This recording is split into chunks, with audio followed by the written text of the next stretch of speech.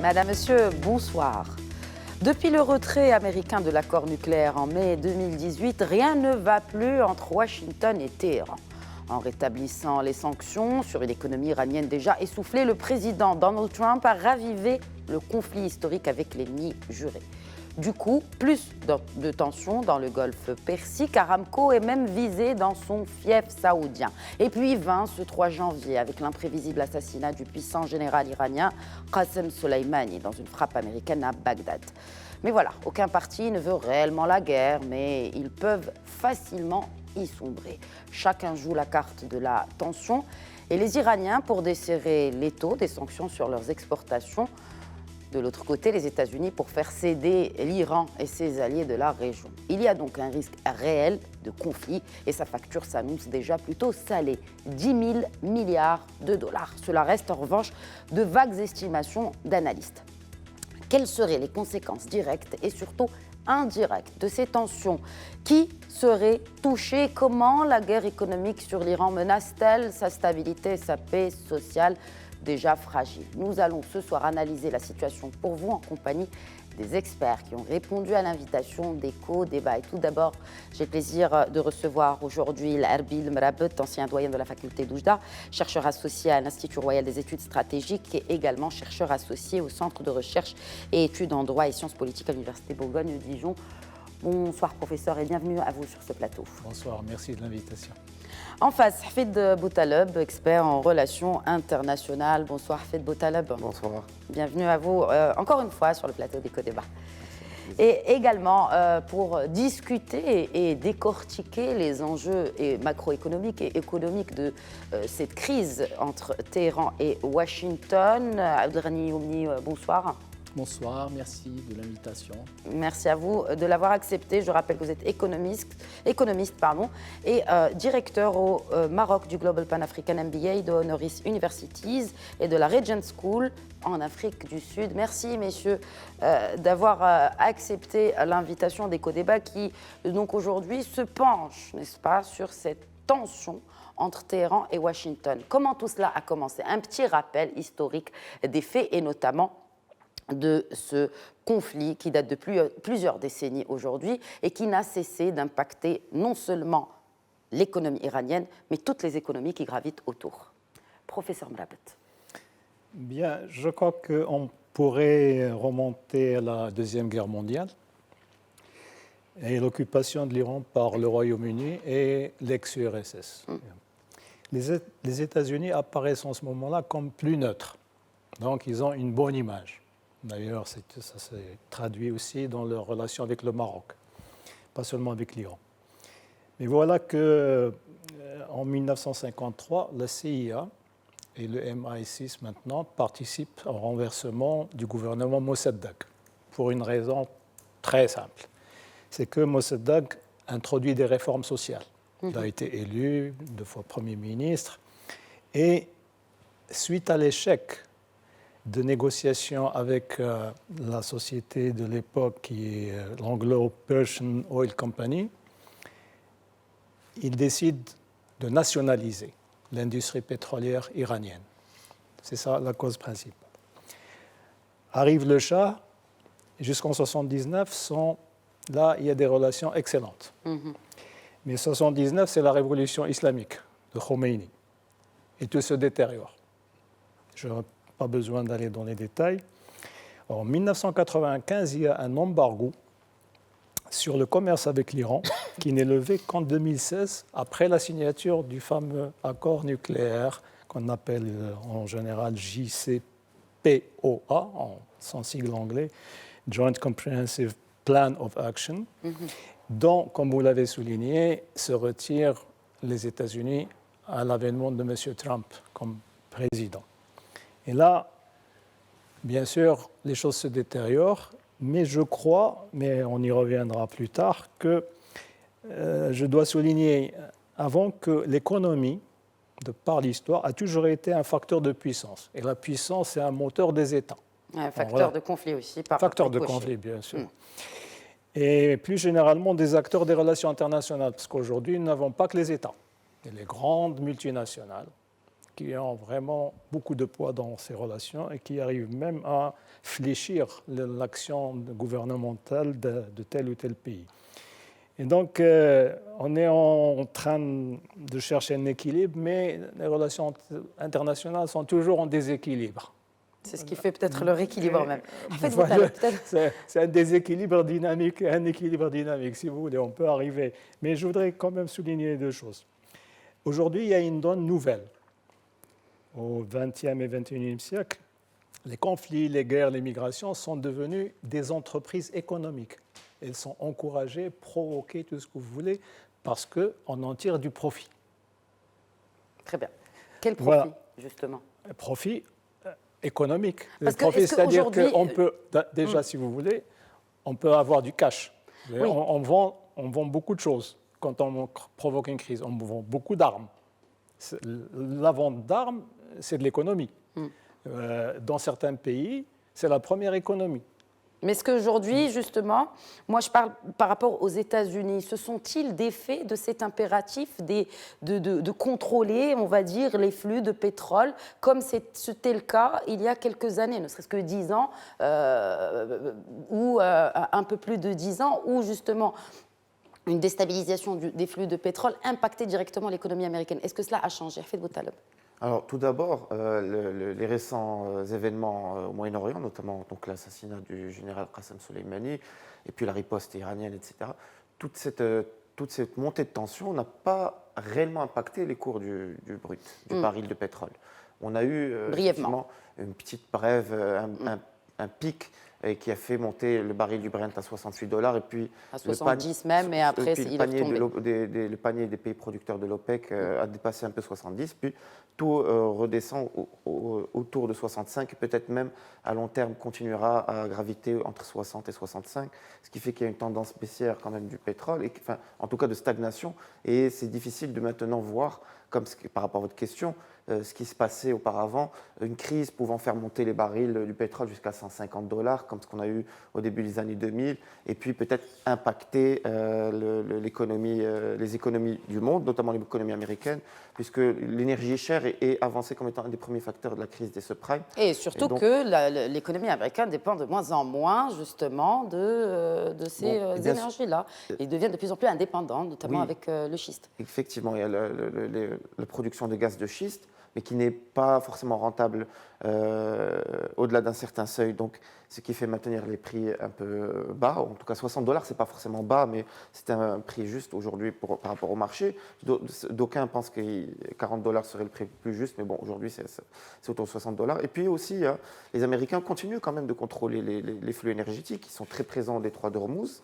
On sait que toute cette crise qu'on connaît aujourd'hui a commencé en juin 2019 avec l'attaque d'un pétrolier japonais par des Iraniens, en tout cas ce qui a été supposé être des Iraniens, et puis septembre, l'escalade avec le bombardement des installations pétrolières dans l'est de l'Arabie Saoudite par des Houthis, mais que le département d'État américain considérait être d'abord une attaque téléguidée à partir de Téhéran.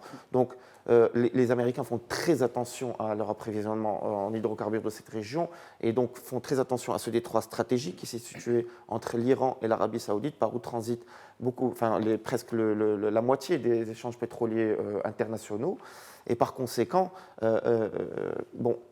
ils sont présents, ils mettent les pendules à l'heure, ils mettent les points sur les i, comme on dit.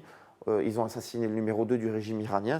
Il est supposé être considéré comme étant le numéro 2 du régime iranien par une attaque de drone. Et donc, ils ne sont plus quand même dans leur méthode d'action d'avant. Ils ne vont pas dépêcher, comme à l'époque de George Bush, 500 000 hommes sur le terrain pour détrôner le dictateur local et puis défendre leurs intérêts. Maintenant, c'est devenu, et comme l'a souligné M. Marabat, c'est le 21e siècle, on ne fait plus la guerre comme avant. Maintenant, même les guerres de masse sont en voie d'extinction. Maintenant, ce sont des unités spéciales qui font des sortes de surhommes. Ce n'est même pas d'unités spéciales, ce sont des drones. Des drones, et puis même, il y a aussi des interventions sur le terrain. Sur le terrain, voilà. Donc on n'est plus dans la guerre de masse, les affrontements sont de moins en moins sanglants, et puis on doit le dire, le souligner, Donald Trump n'a jusque-là mené aucune guerre et il semble qu'il ne mènera aucune guerre pendant son premier mandat. Pour un républicain, c'est quand même Oui, c'est une exception. Bon, alors, la frappe iranienne, justement, sur cette base américaine en Irak, donc riposte par rapport à l'assassinat du général Qassimi, est-ce qu'aujourd'hui, c'est une nouvelle ère qui s'ouvre dans ce conflit entre Téhéran et Washington? Est-ce qu'on peut parler d'un nouveau tome, si on peut l'appeler ainsi, de ces tensions entre ces deux ennemis et ces deux rivaux historiques? Les tensions durent depuis 1979, avec la rupture définitive des relations et la nomination d'un chargé des relations, un Britannique, un Suisse, la Suisse qui est chargée de tout ce qui est diplomatique entre les États-Unis et l'Iran.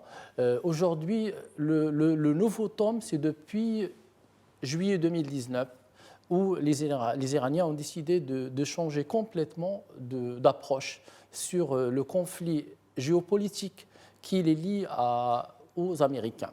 Alors, ce qu'il faudrait préciser dans les deux relations, les deux approches, c'est que les Américains ont ce qu'on appelle l'approche de l'étouffement économique. L'étouffement économique, c'est-à-dire qu'empêcher les Iraniens d'importer et d'exporter le gaz et le pétrole. Parce qu'on oublie souvent le gaz dans cette équation.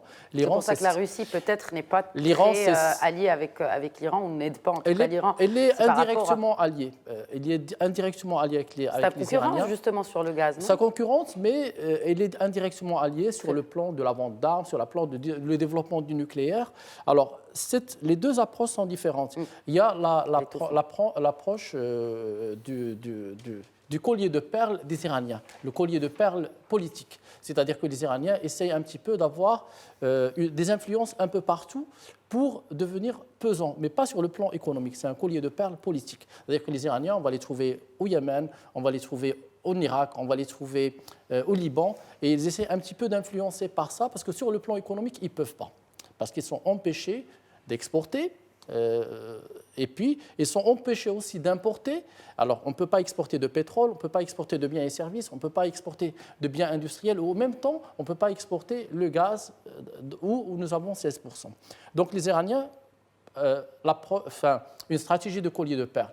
Les Américains, stratégie de l'étouffement économique. Donc aujourd'hui les Iraniens, ils sont obligés de changer et d'attaquer de temps en temps. Alors, ce qui leur reste, c'est le détroit d'Ormuz. Le détroit d'Ormuz, c'est 20% du pétrole journalier, 20 millions de barils, parce que le monde consomme 100 millions de barils et il y a 20 millions de barils qui passent sur le détroit d'Ormuz. Mais les Iraniens ne pourront pas y aller parce que je pense que ça va être trop risqué pour eux. Ils essayent un petit peu de faire peur, de faire des gesticulations, mais ils ne pourront pas parce que même sur le plan militaire, ils viennent de montrer qu'ils ne sont pas si puissants que ça avec cette petite frappe qui m'a beaucoup surpris parce que je m'attendais des Iraniens un peu plus.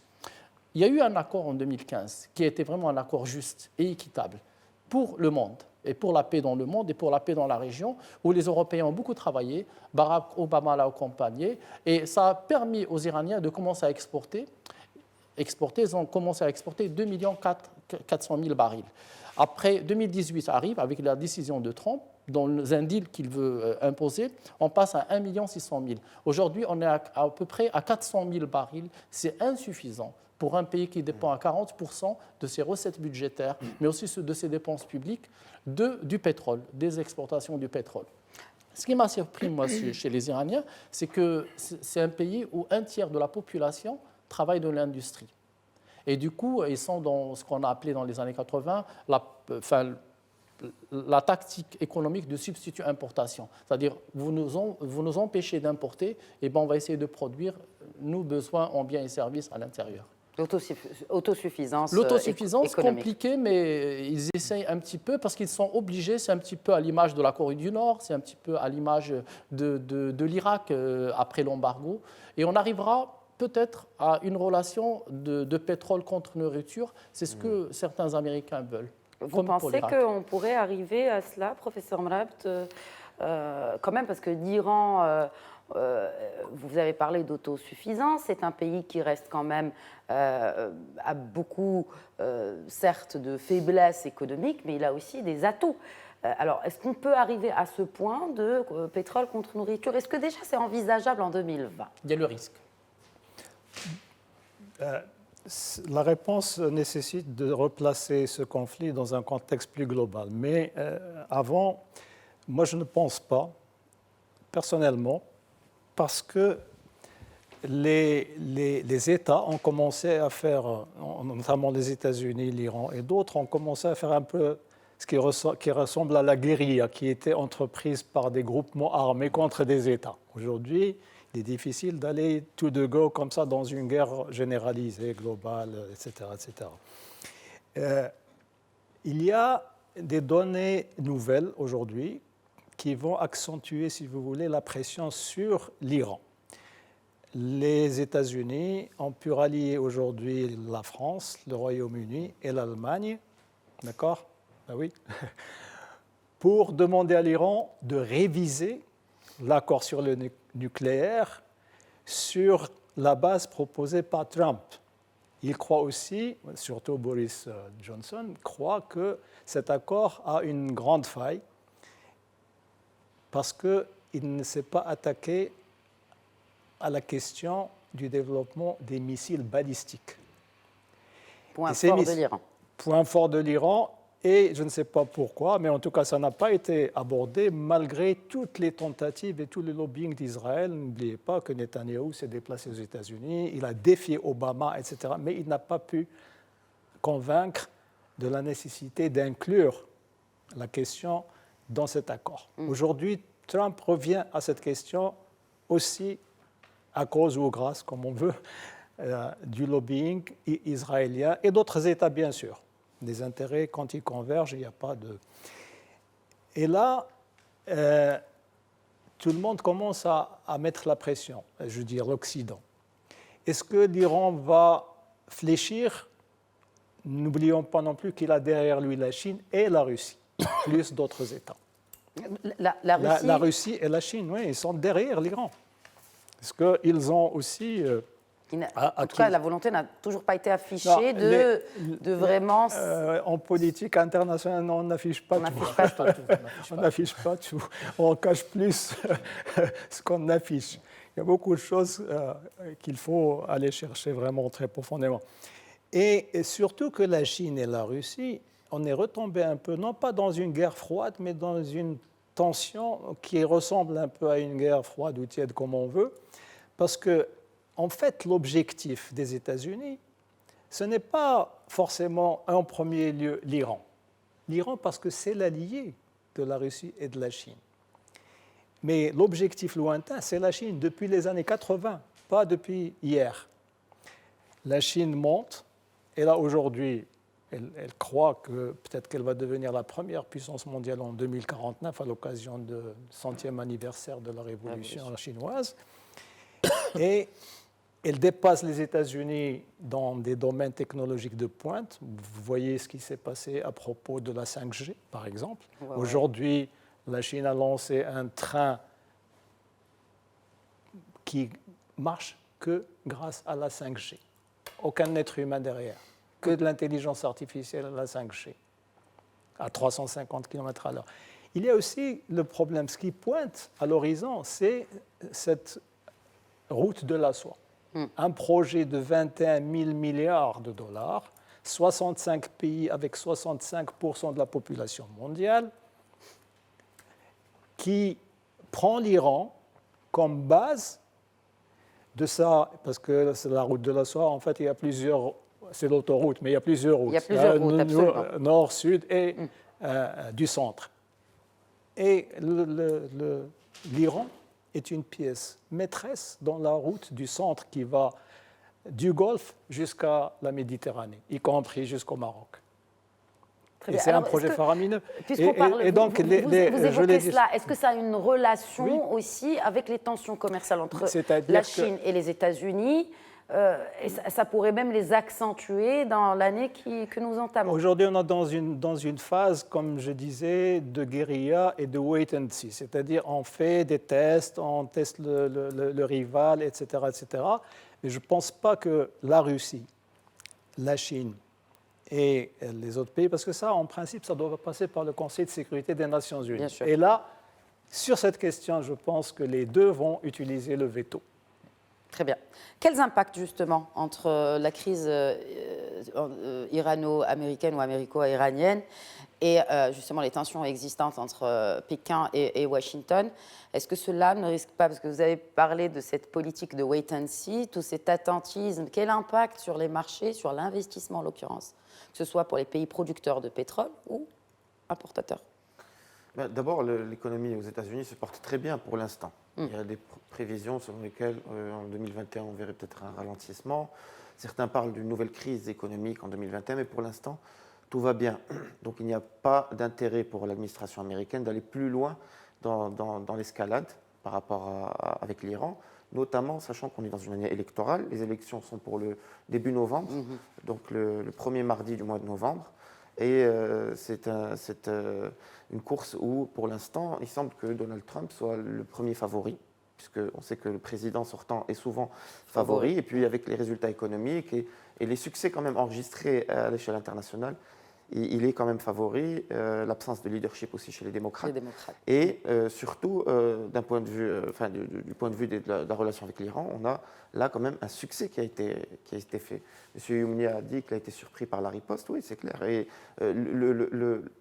les républicains aujourd'hui, qui n'étaient pas forcément tous acquis à Donald Trump, et on sait qu'il y a un vote de l'impeachment, la procédure d'impeachment au Sénat où les républicains sont majoritaires, mais où il y a des députés républicains qui sont flous, sur lesquels il n'y a pas de certitude. Aujourd'hui, c'est sûr qu'ils voteront tous contre cette procédure, parce que Donald Trump montre qu'il a été le chef, qu'il a pu taper un des ennemis farouches des États-Unis depuis 40 ans, sans qu'il n'y ait vraiment de riposte. Enfin, en tout cas, il y a eu 0 blessé américain. 0 blessé, voilà. Et il avait dit, si jamais il y a un seul blessé, la riposte sera très dure contre l'Iran. Donc les Iraniens ont bien compris. Hein, le fantôme de Saddam Hussein plane toujours sur la région. Donc il a pu là maintenant, on va dire d'une certaine manière, bien dompter le Parti républicain, être sûr que cette procédure d'impeachment n'ira pas plus loin. Et donc, aujourd'hui, ça me semble un peu dur d'imaginer qu'il puisse y avoir une guerre directe frontale contre l'Iran. C'est quasi impossible. Oui, mais qu'en est-il des impacts? Est-ce que justement cette wait and see, cet attentisme et aussi cette incertitude qui pèse sur cette région, qui, rappelons-le, est très très délicate et géostratégiquement et géographiquement avec tous les attributs qu'on lui connaît, est-ce que ça ne risque pas d'impacter les marchés de manière générale et l'investissement de manière plus particulière? Le prix de pétrole reste stable. Au niveau des marchés, il n'y a eu aucun impact sur les marchés. Donc la crise est clairement, d'une certaine manière, elle est artificielle.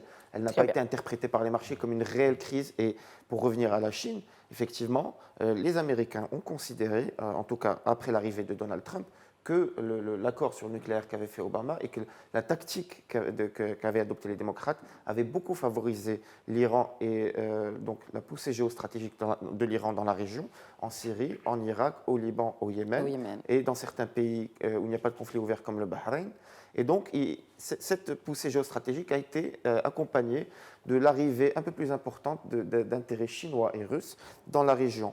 Et donc, les Américains ont considéré que donc, cet accord sur le nucléaire favorisait des puissances économiques qui sont concurrentes à l'économie américaine. Donc les républicains, en tout cas, la nouvelle stratégie qui a été adoptée d'abord, c'est faire des sanctions ou bien des barrières tarifaires contre la Chine, ce qui a fonctionné. Les Chinois, finalement, ont fini, entre guillemets, par capituler, puisqu'ils ont signé un accord en 2019 avec les Américains par rapport à ces barrières tarifaires, et puis affaiblir le poids de l'Iran dans la région sans intervenir directement, donc par l'abrogation de l'accord sur le nucléaire. Et selon vous, c'est réussi? Oui, aujourd'hui c'est réussi puisque l'Iran est considérablement affaibli. On est à moins de 2% de croissance en Iran, ce qui est mauvais. Et puis les perspectives pour l'année prochaine sont encore plus graves. Et puis maintenant il y a des manifestations, un soulèvement social en Iran qui a été même...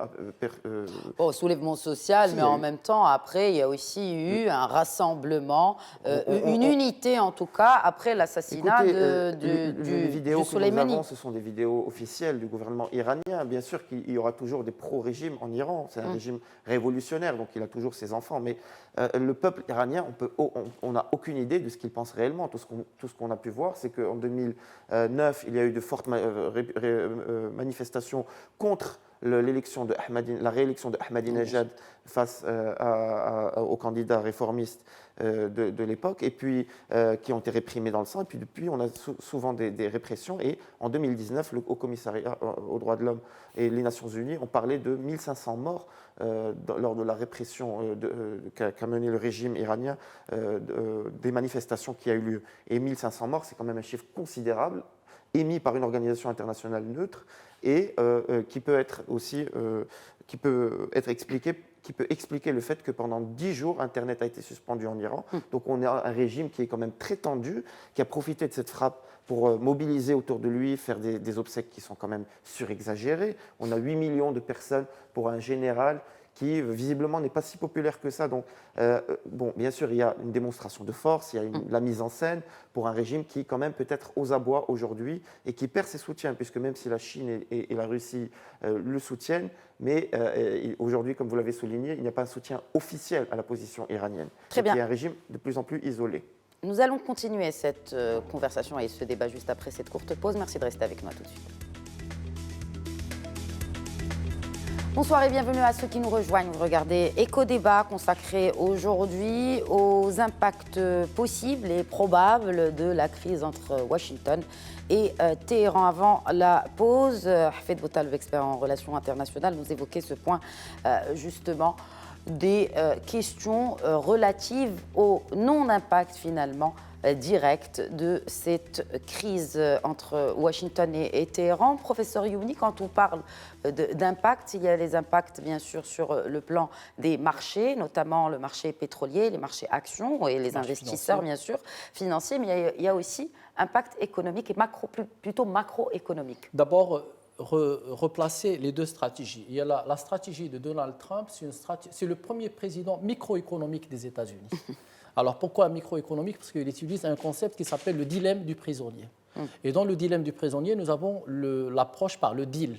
Et Trump, à chaque fois, dans toutes les relations, y compris avec les Chinois, parce qu'avec les Chinois, moi je lui donne raison, ce qu'il veut sauver, c'est des milliards et des milliards d'heures de travail pour sa population et pour son peuple et pour les Américains. C'est ce qu'il est en train de réussir. Ils vont signer maintenant un contrat sur 300 ou 400 milliards de dollars d'échange. Donc on est loin de l'Iran qui est epsilon. Les États-Unis sont passés exportateurs nets de pétrole depuis l'année dernière. Et donc aujourd'hui, ils n'ont plus besoin, ils ne dépendent plus des pays du Golfe. Mais la plupart des transactions de pétrole et de gaz se passent en dollars. Et le dollar, c'est ce qu'on appelle la planche à billets américaine, et c'est ce qui permet aux Américains d'avoir cette puissance dans le monde. C'est-à-dire que tous les achats et les ventes se font dans leur devise. Ça, ils ont peur de perdre ça. Donc, face au yuan chinois. Face au yuan chinois, aujourd'hui, Trump, avec ce qu'il est en train de faire en face des Iraniens qui sont des joueurs d'échecs, donc il est un petit peu en train de gagner le duel et d'imposer. Et il veut que les Iraniens reviennent sur la table. Les Français, les Européens ont bien compris ça. Et Mrabat l'a bien précisé. Et les Français sont en train aujourd'hui d'aller dans le sens des Américains pour revenir. Maintenant, ce qui se passe sur le marché. Nous avons une économie de sphères, la sphère réelle, la sphère économique.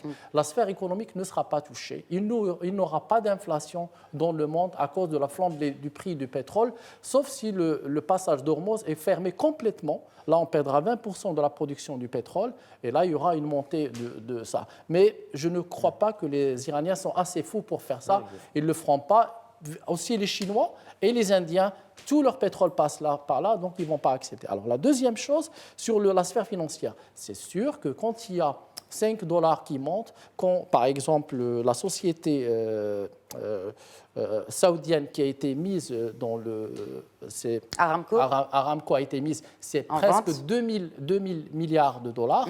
Et elle a perdu 1,5% après le problème qu'il y a eu entre les Iraniens et les Américains. C'est sûr aussi que les sociétés pétrolières, quand le baril du pétrole augmente, c'est les premières qui profitent parce que la valeur des actions. Et c'est sûr que l'industrie aussi les valeurs des actions baissent. Donc, mais ça ne fait que la volatilité. Nous avons, dans cette sphère financière, marché pétrolier, nous avons deux choses qui sont toujours volatiles. C'est le cours des actions et des produits financiers et le cours du prix du baril des pétroles et des matières premières qui sont derrière.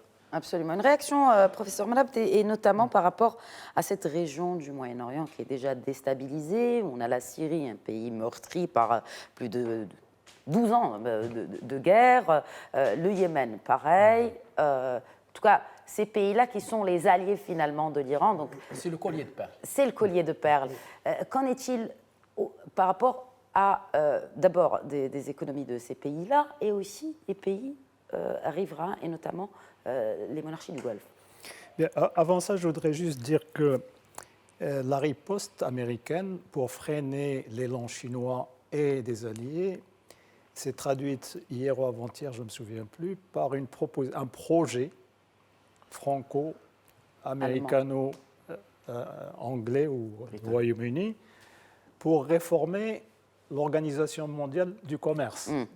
Ce qui leur fait plus mal et plus peur, ce ne sont pas les sanctions. On demande bien sûr dans ce projet à l'OMC d'augmenter, d'aggraver les sanctions. Et on demande de supprimer, de s'attaquer au problème des subventions chinoises du gouvernement chinois à toutes les sociétés chinoises, qui fait un déséquilibre. C'est un peu avant, comme c'était pour le Japon, le dumping. Exactement. Exactement. Donc, et ça, comment ça va aboutir, ce sera crucial, très important. Est-ce que l'OMC va être réformé ou pas? Les Chinois travaillent en parallèle. N'oubliez pas qu'ils ont créé la Banque des infrastructures, ils ont créé une zone aussi, pas de prospérité comme le Japon, mais Meitucom, de développement commun, et ils ont fait accepter des transactions libellées en yuan, en dehors du dollar. Mais bien sûr, le dollar reste majoritaire et c'est ce qui permet aux Américains d'appliquer le principe d'extraterritorialité et d'imposer leurs sanctions. Je voudrais dire aussi que pour l'affaiblissement de l'Iran, c'est vrai qu'il y a un retour, parce que quand un pays, malgré les dissensions internes, est attaqué par l'étranger, par un autre pays, il y a resserrement des liens des Iraniens. Donc il ne faut pas minimiser ce facteur-là. Ça ne veut pas dire que les Iraniens, parce qu'ils souffrent, mais ils ont l'habitude, depuis que la crise est là, qu'ils vont s'allier aux Américains. C'est l'objectif des Américains et d'autres Occidentaux, mais ça ne veut pas dire que c'est gagné. Ce n'est pas gagné du tout. Ensuite, est-ce que la Chine a capitulé? Je ne suis pas d'accord avec si Hafed, parce qu'en fait, j'étais en fait là-bas quand il y avait toutes ces négociations. Il y a eu des compromis. Ce n'est pas une capitulation. La Chine ne capitule plus. Elle grignote ce qu'elle peut au maximum, mais elle ne capitule pas. C'est fini. Elle est trop puissante pour capituler. Bien sûr. Non, quand je dis capituler, je veux dire le mot juste est fort, mais non, effectivement, ils ont accepté le fait établi par Donald Trump. Non, ils n'ont pas fait. Ils ne s'y attendaient pas du tout à l'élection de Donald Trump, et aujourd'hui, ils dans les acceptent négociations, le fait établi. Peut-être que dans les négociations, je vous fais réagir. Dans les négociations, ça veut tout dire négocier, ça veut dire marchander. Donc on marchande, ça ne veut pas dire qu'on s'aligne sur tout ce que demande l'autre. Il y a des concessions de part et d'autre. Donc c'est sur cette base-là que la Chine et les puissants en général travaillent et non pas sur une autre. Maintenant pour les économies, vous savez aujourd'hui il y a l'économie officielle, formelle, mais il y a plusieurs autres économies. Il y a des économies, pas seulement depuis aujourd'hui, mais dans toutes les crises, il y a une économie souterraine, il y a une économie noire, il y a une économie informelle et tout ce que vous voulez. Et les États, enfin les gouvernements, je n'appelle pas ça des États, mais les gouvernements, y recourent aussi. On a vu ça avec l'Irak, pendant l'embargo, les sanctions, etc., etc. Il y a des milliers, des millions de tonnes de brut qui étaient vendus au marché noir. Comme c'est le cas, c'était le cas en Syrie, en Libye, etc. Oui. Et donc, pour ces États-là, quand c'est une question de survie, ils font un choix sur des priorités. La priorité, d'abord, c'est la survie. Et la survie, c'est être puissant autant que possible. C'est-à-dire, je m'arme, j'ai des armes, je combats, je maintiens l'esprit du combat, etc., de la lutte, pour ne pas sombrer. Donc, mais c'est pour ça que je disais tout à l'heure, je ne pense pas que l'Iran arrive au programme alimentaire comme pour l'Irak. La nourriture contre... Non, non, pas vous. Non, pas vous. Vous n'avez rien dit. Mais est-ce que le conflit pourrait durer dans le temps, professeur Mlab? Si oui, sous quelle forme? Le conflit, il va durer, il sera quelquefois latent, quelquefois patent. C'est vrai, c'est la réalité des relations internationales aujourd'hui. Vous savez, il y a beaucoup d'États qui ont des différends profonds avec d'autres États, mais ils ne l'expriment pas. Et puis, ils vont par différents moyens ou différents chemins, négociations, médiation, tout ce que vous voulez, pour essayer de rapprocher les points de vue. C'est une fois que les conflits arrivent à... Je ne parle pas des conflits armés, c'est dans les différents, disons, quand ils arrivent à un point de tension, qui est la crise, que là, on peut craindre quelque chose. Parce que ça peut aussi dépendre d'erreurs de jugement, d'erreurs stratégiques, de calcul, d'erreurs tout simplement humaines, parce que, vous savez, ça me rappelle quelque chose que je voulais dire. Dans les années 90, il y a une vigie russe qui a sauvé le monde d'une guerre nucléaire, parce qu'il y avait des essais, et le gouvernement soviétique à l'époque croyait que l'Union soviétique était attaquée, et c'est la vigie russe, le soldat, qui a dit non, ce sont des exercices militaires, ce ne sont pas des têtes nucléaires. Voilà, une personne, par un coup de chance, qui a sauvé le monde d'une guerre nucléaire. Donc ces erreurs-là arrivent aussi. Les gens qui gouvernent partout sont aussi des humains. Et donc, je pense que le conflit reste là parce qu'au-delà, sur le long terme, c'est une partie de cartes qui se joue essentiellement entre, d'un côté, les États-Unis et leurs alliés, et de l'autre côté, la Chine et ses alliés. Est-ce qu'aujourd'hui, les États-Unis ont toujours les mêmes alliés qu'ils avaient avant? Est-ce que, justement, avec cette politique trumpiste, on peut l'appeler ainsi, fait de Botaleb, est-ce que, finalement, c'est toujours les mêmes qui restent aux côtés des Américains, ou les choses semblent quand même bouger? Les alliés des Américains, on a l'OTAN, à leur tête le Royaume-Uni, qui est aujourd'hui plus que jamais allié des États-Unis. Grâce au nouveau Premier ministre, notamment. Et sa position, et ses positions très similaires à celles de Donald Trump. Cette semaine, il vient d'annoncer, il a appelé à un nouvel accord sur le nucléaire. Donc il se porte en porte-à-faux par rapport à sa propre ministre des Affaires étrangères, qui, elle, a appelé récemment à ce que l'accord soit maintenu. Maintenant, les Britanniques s'alignent totalement sur la position américaine. Il y a les Turcs. Bon, ils sont en total accord avec les Américains sur le terrain en Syrie, et avec quelques déclarations pour montrer une certaine autonomie, mais au fond, ça reste un allié très important des Américains, où en Turquie, il y a des bases américaines, notamment la base de Engerlik, qui est une des plus importantes bases américaines dans le monde. Il y a les alliés autres, la France, l'Allemagne, qui sont totalement alliés, plus ou moins, qui restent sur l'accord de 2015 avec Donald Trump, et qui ont soutenu la frappe américaine de début janvier contre le général. Donc les Américains gardent leurs alliés, ils n'ont pas à avoir peur là-dessus.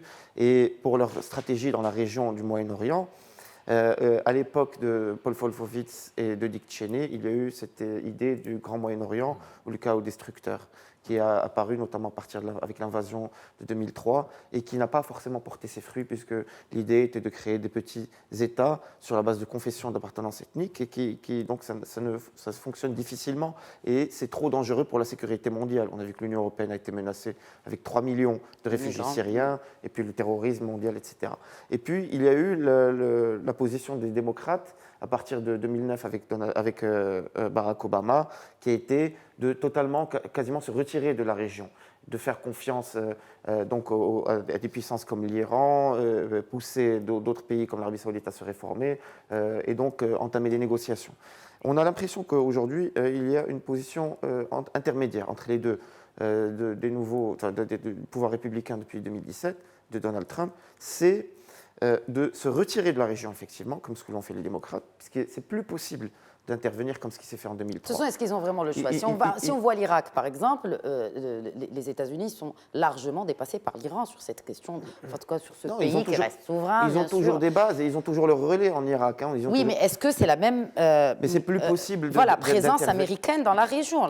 Oui, non, ils se sont retirés, ils ont voulu se retirer. D'abord, c'est plus économique, mais tout en maintenant une tutelle, c'est-à-dire faire pression sur un allié comme la Turquie et bien s'assurer de son soutien, avec des fois des tweets comme Donald Trump qui avait menacé de détruire l'économie turque. Il l'a littéralement écrit sur son post Twitter. Il l'a fait en partie. Il a commencé à le faire parce que la livre turque a perdu 70% de sa valeur. Donc on a la mise au pas de certains alliés qui s'étaient démarqués un petit peu.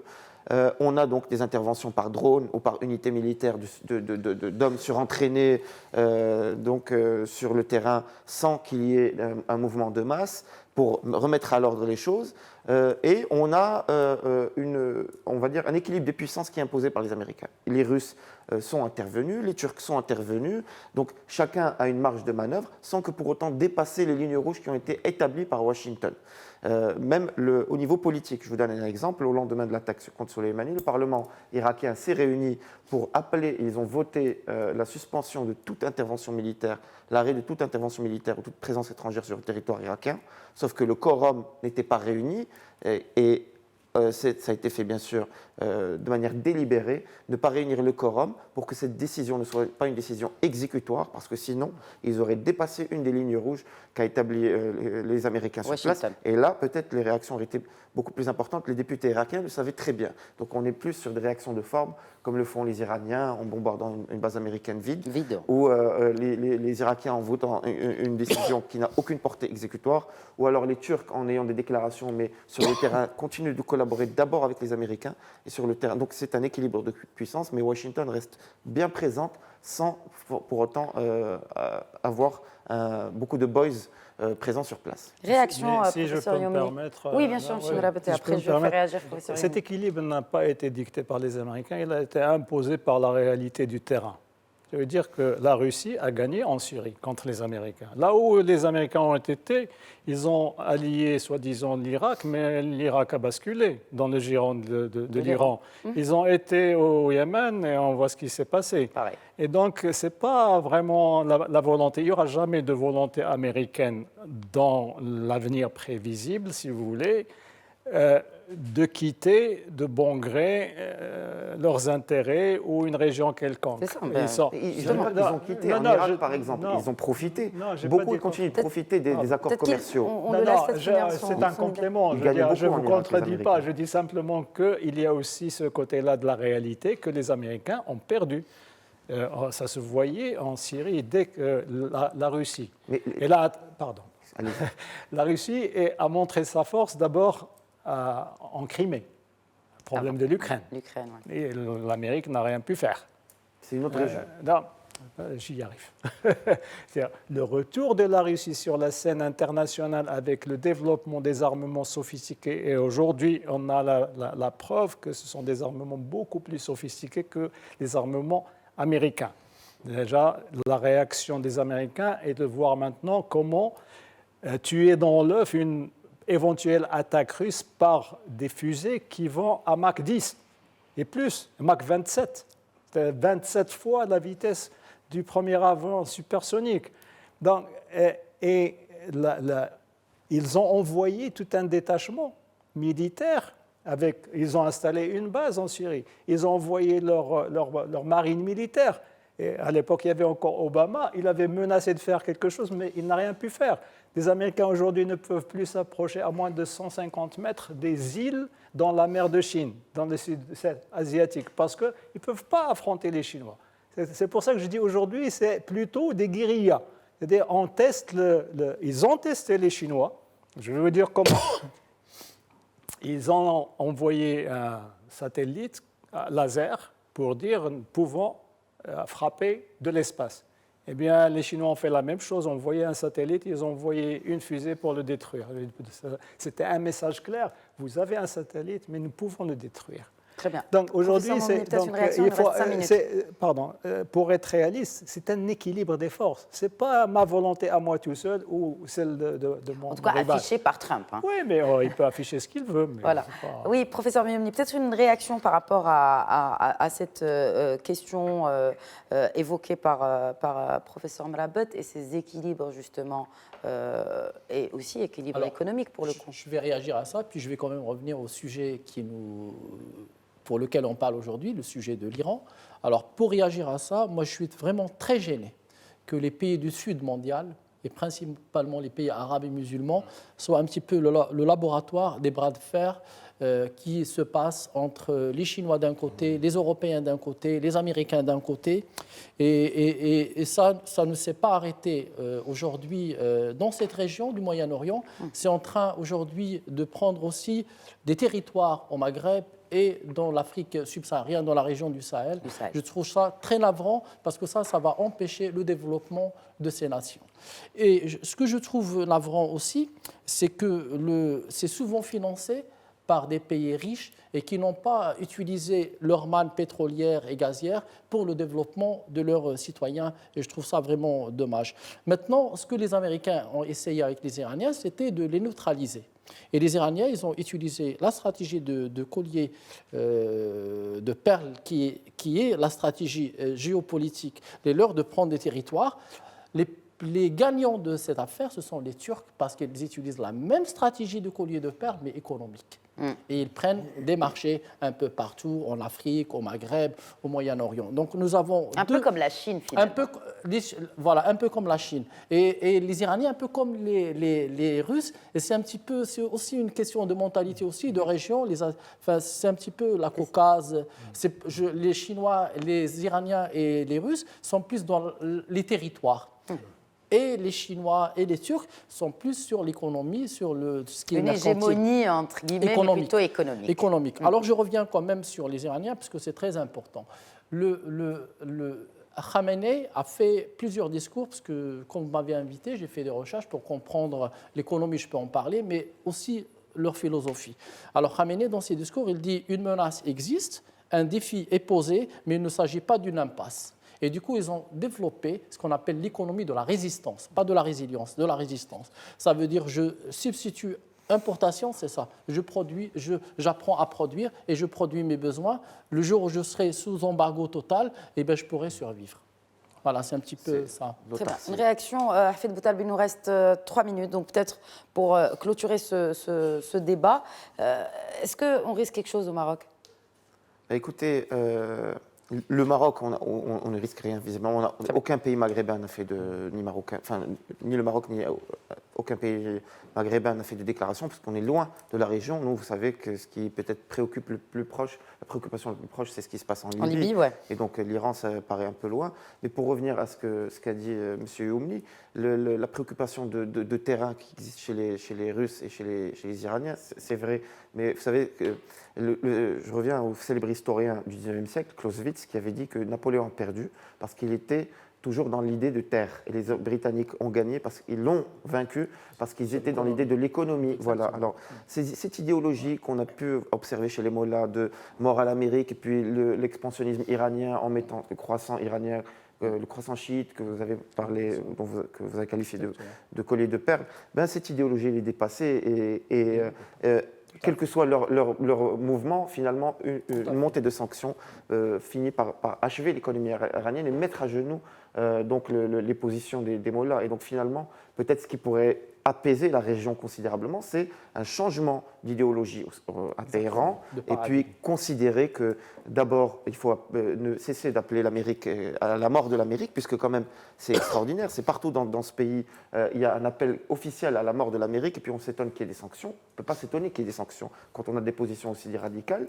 Et puis, donc, tempérer avec les alliés des Américains également, et peut-être essayer de chercher une solution globale qui inclut tous les États du Moyen-Orient. Très bien. Donc, et ça, peut-être, ça rapporterait plus de paix à la région. Arbi Mrabet, un dernier mot, justement, par rapport à cette tension, à cette crise entre Washington et Téhéran, et puis peut-être une projection dans l'avenir. Oui, d'abord, les deux pays ont appelé à l'apaisement, jouent l'apaisement. Exact. Ça, c'est déjà quelque chose. Plus tout ce qu'on a dit tout à l'heure. Aujourd'hui, on risque pas d'aller dans une guerre totale, foudroyante, tout ce que vous voulez, parce qu'il y a des enjeux beaucoup plus importants. On a plus à perdre dans une guerre qu'à y gagner. Là, pour faire un peu de prospective, je crois que ça dépendra de beaucoup de choses. Vraiment, c'est très compliqué. Ça dépendra d'abord des États-Unis. Est-ce que Trump sera là pour un deuxième mandat ou il sera destitué? Sans oublier que ça ne changera pas grand-chose à la politique américaine parce qu'il y a autant de démocrates que de républicains vont en guerre. Donc, ce n'est pas une question de parti, c'est une question de politique, d'hégémonie, tout ce que vous voulez. D'establishment, oui. Voilà, d'establishment et d'idéologie. Ensuite, il faut voir comment la Chine gérera tous ces projets. Parce que la route de la soie, c'est économique, mais aussi il nécessite une présence militaire. D'accord? Ça dépendra aussi de la Russie. La Russie estime qu'elle a été bafouée suffisamment et ne fait plus confiance à l'Occident, sauf à mettre toutes les cartes sur la table, etc. Et ça dépendra de tous les États de la région, c'est-à-dire l'Iran, l'Arabie saoudite, les Émirats, le Qatar, etc. etc. Est-ce qu'ils vont toujours continuer à se tourner vers l'extérieur, à voir comme un peu les chats qui se surveillent, ou est-ce qu'ils vont mettre plus de poids sur leur politique interne pour, comme disait Sioumni, développer leur pays sans chercher tout le temps des ennemis, des adversaires, etc. etc. Et quand on a cette vision-là, on peut toujours négocier, on peut toujours bénéficier des uns et des autres. Un dernier mot, professeur Youmi, vraiment un mot. Trump sera là. Voilà. D'abord, oui. Trump sera là. Deuxièmement, l'impact... Bon, pour le coup, Khamenei aussi. Khamenei aussi. Sauf s'il décède, parce qu'il est âgé. L'impact sur le Maroc, il sera vraiment très neutre. On est très loin, on n'est pas interdépendant. Par contre, si je pouvais conseiller les Iraniens, c'est de chercher la pacification pour créer un autre monde et sortir tous ces pays arabes et musulmans de guerres fratricides qui ne nous mènent pas au développement ni à la prospérité. Et tout l'argent qu'on récupère du pétrole, on est obligé d'acheter des armes pour jamais les utiliser et pour ne pas nous défendre. Et du coup, il faudrait créer un monde meilleur pour les générations futures. Voilà ce que je En tout cas, en ce début d'année, cela sonne comme des bonnes résolutions pour cette région du Moyen-Orient. Il faut rejoindre l'initiative de la Malaisie. Oui, très bien. Exactement. Merci beaucoup, Larbi Mrabet Abdelatif Youmni, Hafed Boutaleb, d'avoir enrichi ce débat autour des tensions entre Washington et Téhéran et leurs plausibles impacts directs ou indirects sur la région et sur le reste de l'économie mondiale. Merci à tous de votre fidélité. Je vous donne rendez-vous la semaine prochaine pour un nouveau numéro d'Éco Débat. D'ici là, très bonne semaine à tous.